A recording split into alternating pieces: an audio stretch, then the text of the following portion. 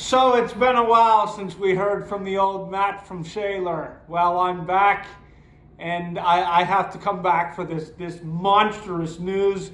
This may be the greatest day of my life. Mike Tomlin is finally going to be out. Everybody hates him. The team is falling apart. They're going to get a new coach. Finally, finally have waited for this day for so long. They're chanting "Fire Tomlin" in the audience. I can't wait. He's going to go to Penn State, our most hated team ever, and he's going to be 7-5 for the next 20 years. Oh, it couldn't be better.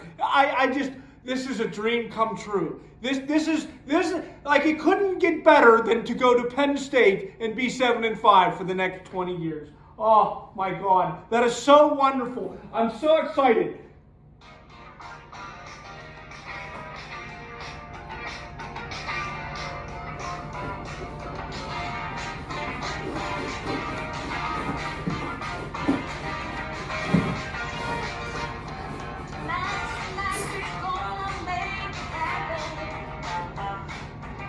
Let's speed up a little bit.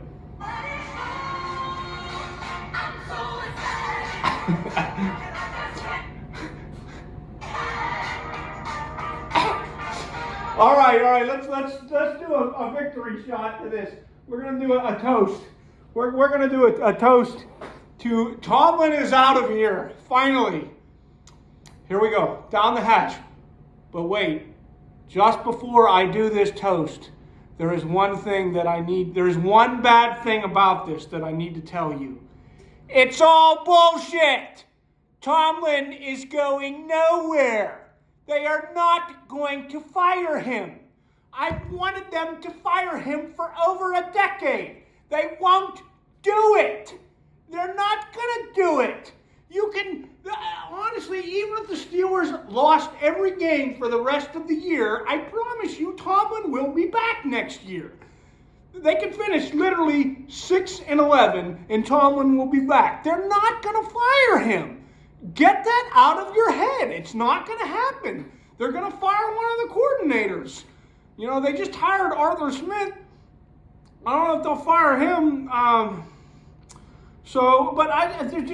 They're not going to fire Tomlin. It's not going to happen. The man is untouchable. He is going to coach the Steelers until he says, I don't feel like coaching football anymore.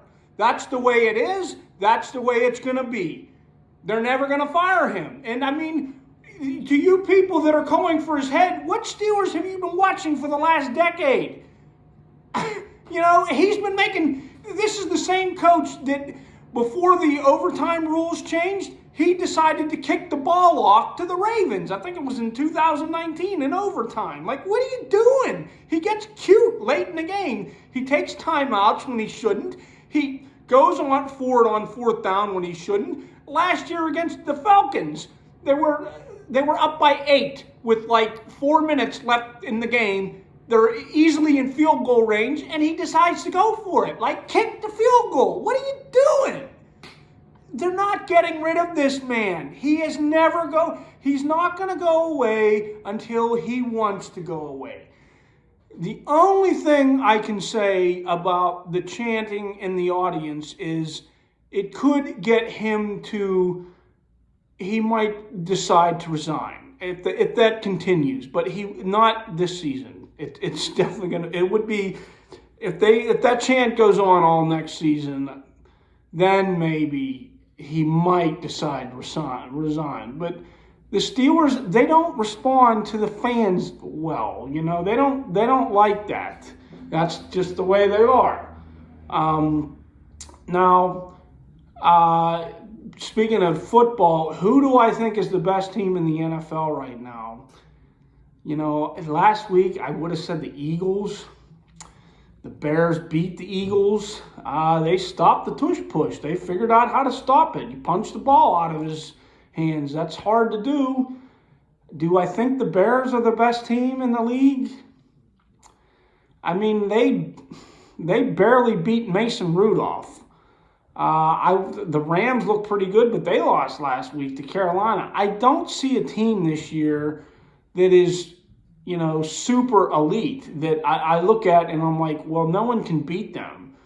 Buffalo looked pretty good, but then they lost to Houston. And I mean, if you're going to put my hand in the fire and say who's going to be in the Super Bowl,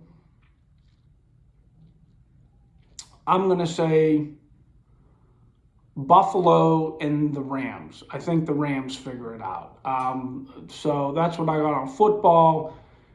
College football, I have not followed as well this year. By the time you see this video, it'll probably be too late. Bet everything you have on Ohio State.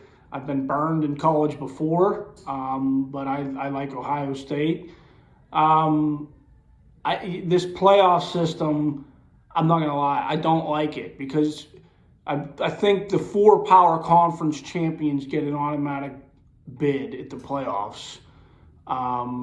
But the other 8 teams are decided by a committee, and I don't like that. Basically, they're going to put the teams in that they think are going to make the most money. It's about ranking as well. I mean, for instance, Miami is on the bubble. I think Miami gets in. Do they deserve it more than Notre Dame? I think they do. And, someone said to me, well, Notre Dame had their losses early in the season and, so they reclimbed the ladder. That's kind of the old way of thinking. I don't know if that applies to the playoffs.